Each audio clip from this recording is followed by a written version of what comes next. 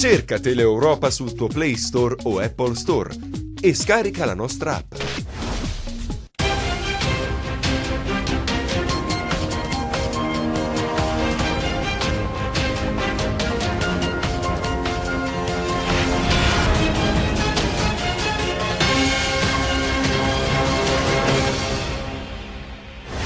Il ciclone giudiziario che si è abbattuto sulla Calabria destabilizza il sistema politico-istituzionale. Oliverio ieri dal GIP si è difeso respingendo le accuse, mentre il procuratore Gratteri ha sottolineato: non siamo noi ad infangare la Calabria. Cauto ottimismo tra i sindacati dopo le rassicurazioni avute ieri a Roma. C'è la copertura finanziaria per la proroga dei contratti degli ex LSU e delle più. Si attende adesso che gli impegni assunti per la stabilizzazione dei precari calabresi vengano mantenuti. A Gioia Tauro il 70% dei cittadini non paga i tributi dovuti al comune, la denuncia del commissario Leppucci. Fuga di notizie dal Tribunale di Palmi, nei guai una funzionaria e il marito avvocato arrestati e posti ai domiciliari. Il comune di Cosenza presenta il Bruzio, la nuova moneta che sostituisce il tradizionale buono spesa destinato alle famiglie in condizioni di disagio. Vibo è il primo comune calabrese a dotarsi dello sportello telematico polifunzionale.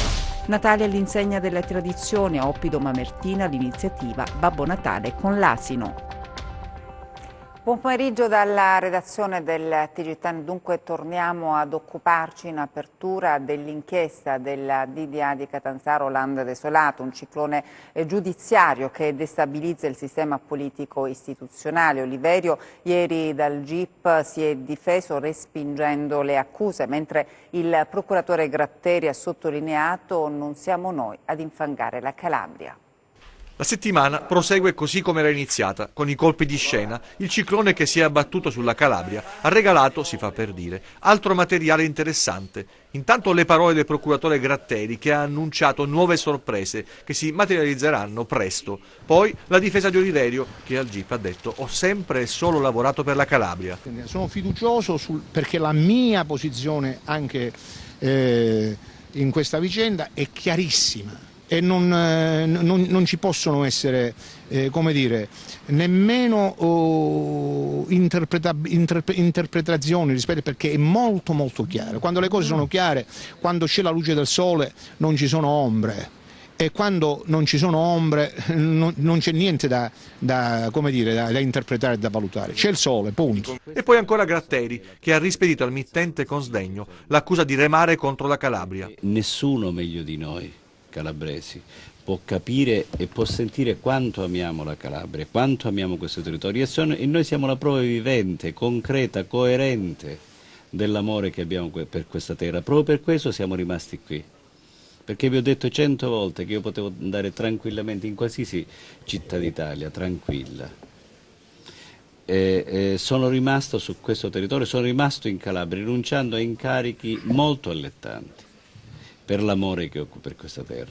Sarà quindi un Natale molto complicato per questa terra, martoriata e sempre in bilico, alle prese con 1000 problemi, non ultimo la credibilità della politica, che si scopre sempre più debole e fragile, con un macigno sulla testa che si chiama etica.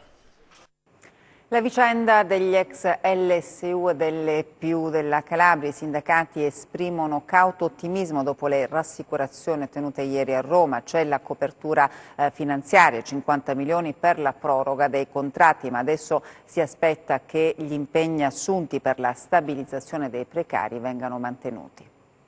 Si apre uno spiraglio nell'avvertenza degli ex LSU e delle più. Sembrerebbe proprio così. Dopo la manifestazione di ieri a Roma e le rassicurazioni avute dalla Presidente della Commissione Lavoro del Senato, ai 4.500 precari calabresi sono stati confermati gli impegni assunti per la loro stabilizzazione, che attendono da oltre 20 anni.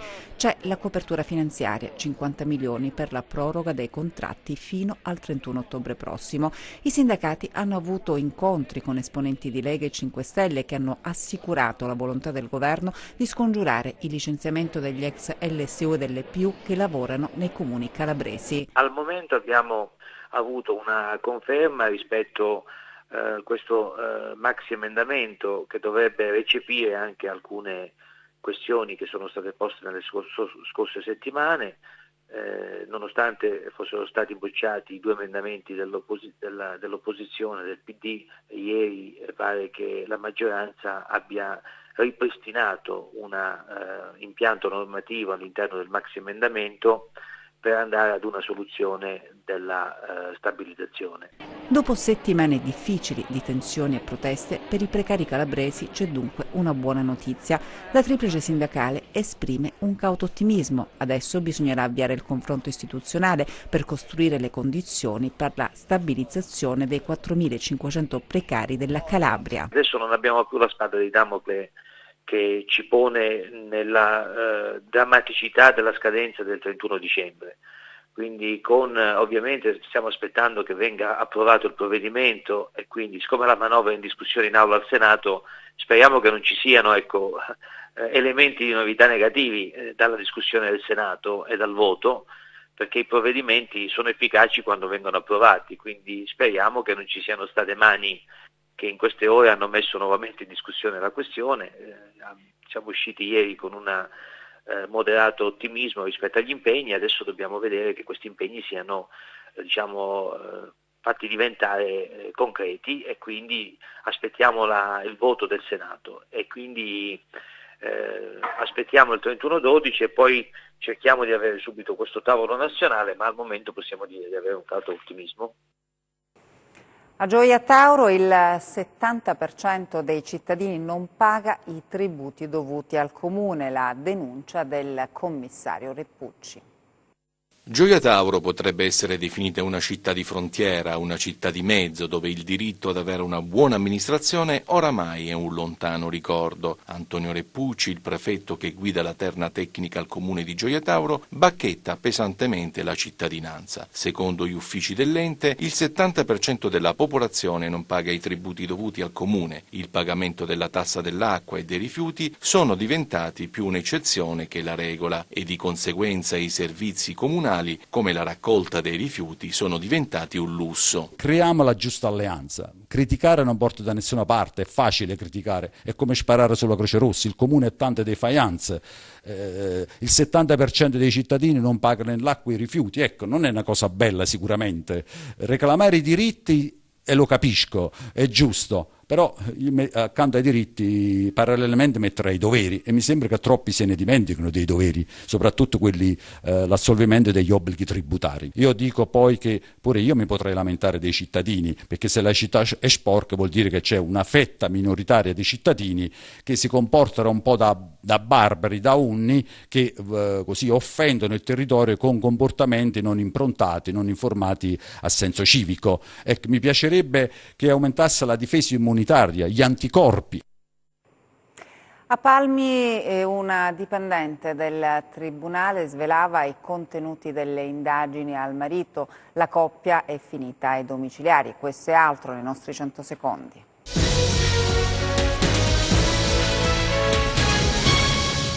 Fuga di notizie dal Tribunale di Palmi. Ai domiciliari finiscono una funzionaria e il marito avvocato. Le indagini coordinate dal procuratore della Repubblica Ottavio Sperlazza e dal sostituto procuratore Daniele Scarpino, espletate anche tramite attività tecnica, avrebbero fatto emergere ad opera dei due coniugi diversi episodi di rivelazione di notizie riservate.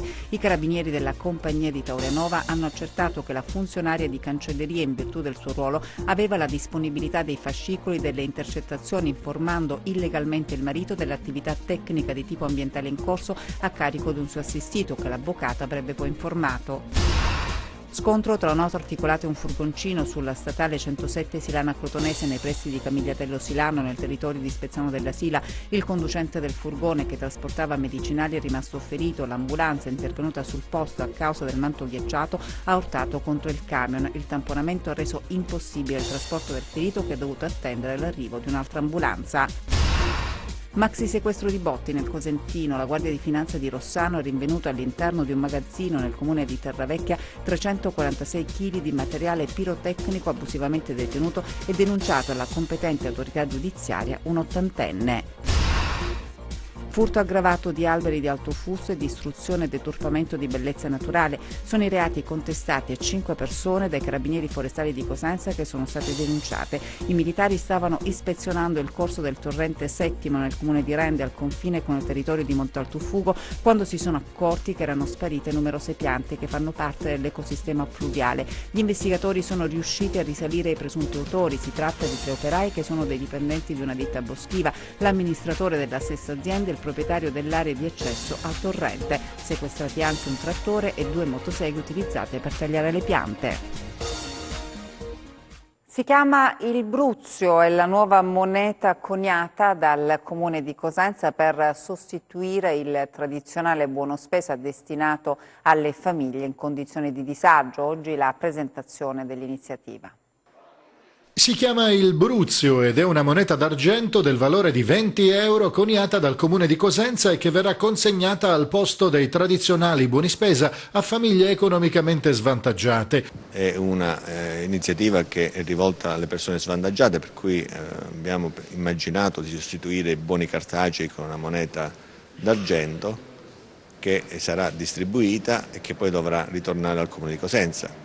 Questa iniziativa si sta rivelando molto positiva e le persone sono interessate ad avere anche delle monete, molti cittadini ce le stanno richiedendo, noi presumiamo che non ritorneranno queste monete tutte al comune, quindi questo ci consentirà di finanziare ulteriori iniziative in ambito sociale. È un modo di fare attività promozionale e di marketing sulla città, ma nello stesso tempo è un modo anche di finanziare attività nel sociale. L'iniziativa rappresenta un esempio di quel welfare distributivo e creativo tanto caro all'amministrazione comunale. Con questa iniziativa abbiamo voluto coniugare il welfare, la cultura, essendo l'anno federiciano, abbiamo voluto coniugare anche con questa iniziativa l'economia, perché in effetti aumenteremo la massa monetaria circolante nel comune di Cosenza, non di una grande somma, ecco, parliamo di 100.000 euro, però è un segnale che diamo all'attività economica del comune e consentitemi anche un segnale di filosofia del valore,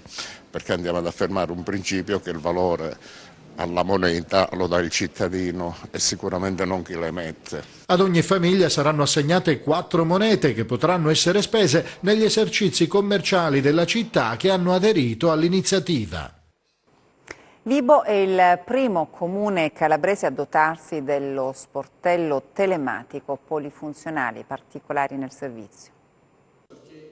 Vibo Valentia diventa un comune modello nel campo della digitalizzazione della pubblica amministrazione con l'apertura del nuovo sportello telematico polifunzionale. E così Vibo Valentia è il primo comune calabrese ad adottare questo innovativo strumento che permette a tutti i cittadini e a tutti i professionisti di spedire pratiche in comune comodamente da casa e dal proprio computer. L'apertura ufficiale dello sportello telematico polifunzionale è avvenuta attraverso un incontro durante il quale ne è stato spiegato il funzionamento. Il portale è attivo 24 ore su 24 e racchiude tantissimi settori dell'attività comunale: tributi, servizi demografici, scolastici, sociali, ambiente e territorio, lavori pubblici, sport e tempo libero e molto altro. È una maniera per avvicinare il cittadino attraverso la tecnologia. La nostra visione d'insieme nella programmazione è stata porre al centro il cittadino, ma in particolare il cittadino digitale. Quindi avvicinarci ancora di più al cittadino, migliorando quello che è il servizio che la pubblica amministrazione e che l'ente deve offrire. Polifunzionale perché i servizi che una pubblica amministrazione eroga sono davvero molteplici, vanno dall'anagrafe ai tributi, alla edilizia, allo sportello unico delle attività produttive, e quindi la platea dei cittadini che hanno bisogno di ricorrere a questi servizi è veramente amplissima. Il sistema è integrato anche con un sistema informativo geografico che consente poi all'amministrazione di verificare dove le istanze che le vengono presentate vanno ad attuarsi, quindi capire che cosa succede nel proprio territorio a motivo delle pratiche edilizie che entrano, delle pratiche di attività produttive, e avendo quindi la capacità di individuare quali sono le evoluzioni che si deve aspettare sul proprio territorio. Parliamo adesso di solidarietà, regalare un sorriso ai bimbi ricoverati in ospedale. Ci colleghiamo adesso in diretta con la nostra Rosalba Baldino che si trova nella sede dell'Associazione Gianmarco De Maria. Rosalba.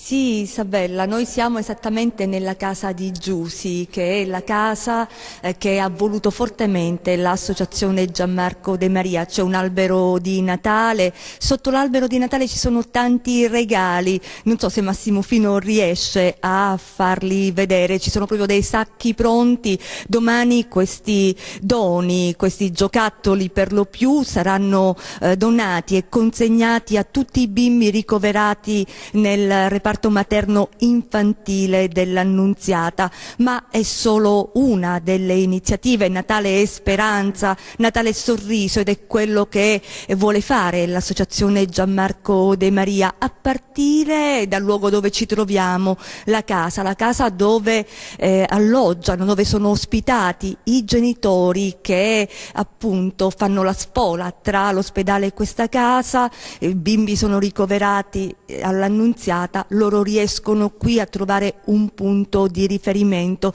e per tanti si tratta di un soggiorno di mesi. Franco De Maria ha voluto fortemente, insieme a sua moglie, questa associazione. La loro è un'associazione storica nata ben 17 anni fa. Allora, oggi quante famiglie sono ospitate in questa casa?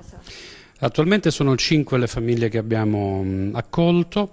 Questa, come giustamente detto, è una casa che è a disposizione proprio dei genitori dei bambini ricoverati in ospedale. Questo è il requisito essenziale. A 2 passi dall'ospedale, noi dalle finestre qui possiamo vedere le sue mura, ma nasce fondamentalmente in risposta ad un'esigenza che abbiamo vissuto anni fa anche sulla nostra pelle, lontani da casa per una malattia di un bambino, del nostro bambino, quindi sappiamo che cosa significa vivere questi disagi. E poi proprio sotto questo periodo di festa, questo disagio si avverte ancora di più, e allora noi sappiamo che cosa significa per i papà e per le mamme trovarsi lontano da casa, lontano dai propri affetti, dal proprio ambiente familiare.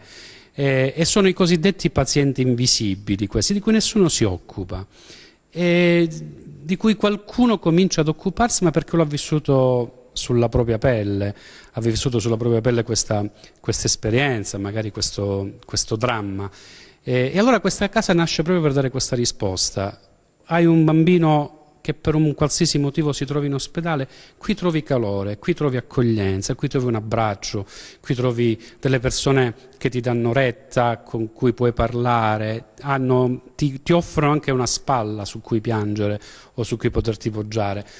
Qui trovi veramente un ambiente che non è l'ambiente familiare, ma è un ambiente accogliente, caloroso, che cerca di dare risposta e di alleviare questo periodo di sofferenza. Noi le vogliamo vedere le stanze, perché è giusto entrare e avere anche contezza di quello che succede, perché ribadisco, questa è un'associazione che lavora da tempo e che ha dato risposta a tante persone. Insieme a noi c'è anche una delle mamme che probabilmente passerà qui il Natale, perché la bimba è appunto ricoverata all'Annunziata di Cosenza. Rossella Gallo, allora da quanto tempo intanto sei qui?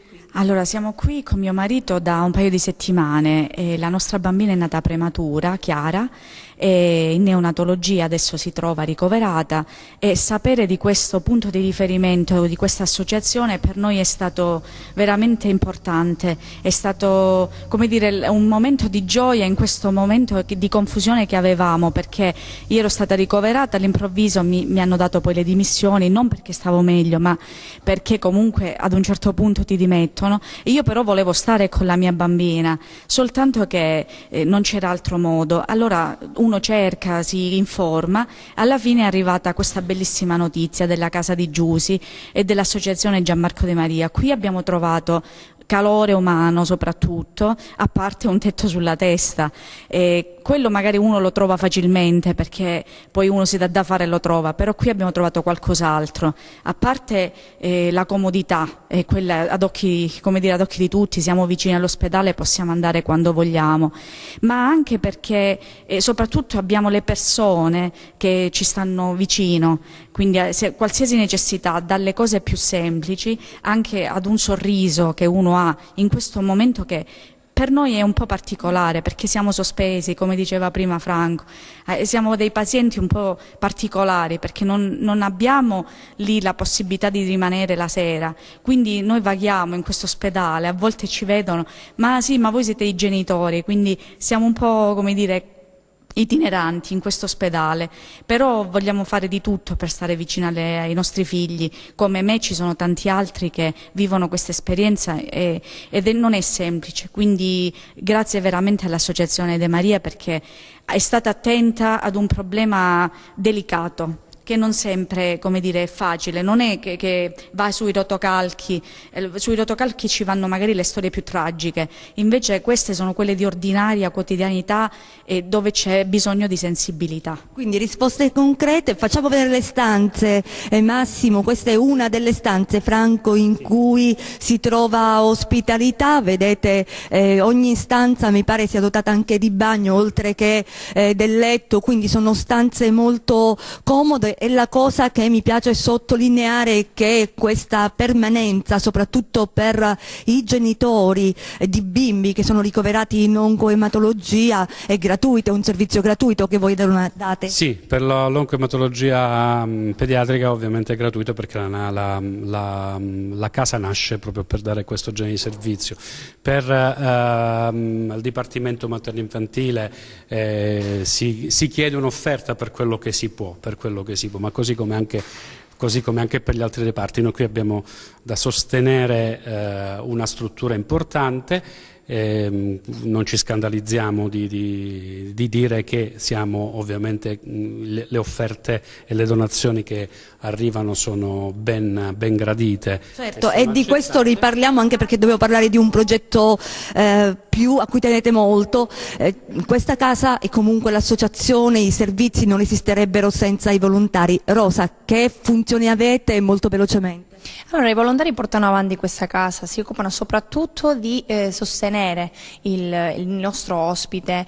Ecco, è importantissimo rendersi disponibile, ascoltare, dare un abbraccio, anche stare in silenzio quando è necessario. E il volontario è presente dal primo momento, accoglie l'ospite, spiega con delicatezza le regole, cioè fa conoscere questa casa ed è sempre presente. Ecco. Rosalba, quindi un volontario consapevole, un volontario informato. Sì, solo un minuto, ecco. Isabella, perché c'è un messaggio importante. Rosalba. Un progetto, domani c'è questo spettacolo, il progetto si chiama Casa Come a casa con mamma e papà. Noi partiamo da questo presupposto, cioè ogni bambino ha diritto ad avere le migliori cure possibili, il più possibile vicino casa ed avere accanto i genitori. In cosa consiste il progetto? Perché abbiamo il progetto è quello della riqualificazione dell'intera area pediatrica dell'ospedale di Cosenza. Fra qualche mese non ci saranno più reparti separati, chirurgia pediatrica, pediatria, ma ci sarà un'unica area pediatrica di intensità di cura con tutte le tecnologie. Domani uno spettacolo per sostenere questa iniziativa? Domani ci sarà uno spettacolo al Teatro Rendana alle 20:30, proprio si chiama come regalo di Natale, come a casa con mamma e papà. Ci saranno tanti artisti, sarà una bella serata, 2 ore di divertimento. Se veniste ci farebbe molto piacere. Bene, insomma, sosteniamo questo progetto. A te la linea, Isabella. Grazie a Rosalba e ai suoi ospiti. È Natale all'insegna delle tradizioni, Oppido Mamertina, l'iniziativa Babbo Natale con l'asino. Il clima natalizio è sempre più presente. A Oppido Mamertina l'associazione Oppido Racing ha organizzato Babbo Natale con l'asino in dialetto Cusceccu, arricchito dall'immancabile zeppolata e dal vino locale. Le massaie del posto ne hanno sfornate a centinaia. Animatore dell'evento il vice sindaco della città Vincenzo Barca. Abbiamo fatto questo parallelismo tra i mezzi di locomozione di un tempo, qual era Cusceccu, il cosiddetto cecco, rispetto alle macchine moderne, e nell'occasione è stato anche motivo di festeggiare anticipatamente il Natale con le zeppole, il vino, la musica caratteristica di Natale e con tutto quello che di buono si è riuscito a organizzare. È stato bellissimo l'arrivo di Babbo Natale che è arrivato ad offrire ai piccoli e ai bimbi i dolciumi, le caramelle e quant'altro, e quindi è stato un momento conviviale che in un certo qual modo ha coinvolto tutta la cittadinanza, e di questo nella qualità di vice sindaco ne vado fiero. A Donnici adesso per i 100 anni di nonna Filomena.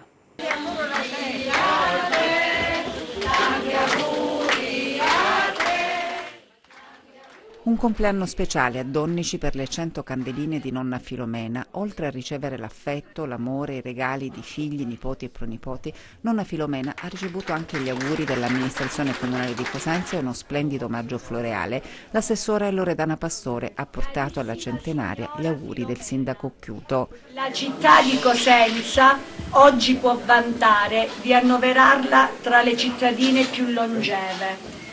La vita le ha concesso il privilegio di festeggiare insieme ai suoi cari questo importante traguardo. Felice di poter condividere con lei questo momento lieto.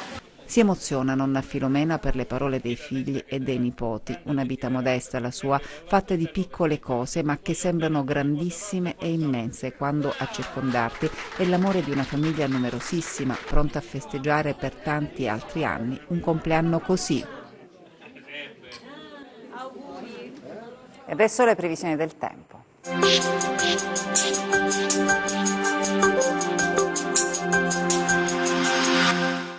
Il ritorno di un campo di alta pressione sul Mediterraneo garantirà un fine settimana di tempo stabile, seppur non mancheranno addensamenti nuvolosi sulla fascia tirrenica. Anche le temperature sono destinate a salire oltre le medie del periodo. Ma diamo uno sguardo al tempo previsto sulla Calabria per le prossime ore. Oggi un po' di nubi sulla fascia tirrenica, dove nel Vibonese non si escludono locali piovaschi. Altrove sereno o poco nuvoloso. Temperature stazionarie. Domani addensamenti nuvolosi sulla fascia tirrenica, altrove sereno o poco nuvoloso. Temperature in aumento. Analizziamo lo stato di mari e venti. Oggi mari poco mossi o mossi con ventilazione debole settentrionale. Domani mari mossi eccetto lo Ionio Crotonese che risulterà calmo o poco mosso, essendo sottovento ai venti di ponente che spireranno su tutta la regione. Prima di salutarci vi ricordo il nostro sito web www.meteoincalabria.it e la nostra pagina Facebook Meteo in Calabria. Per il momento è tutto, grazie per l'attenzione e buon proseguimento.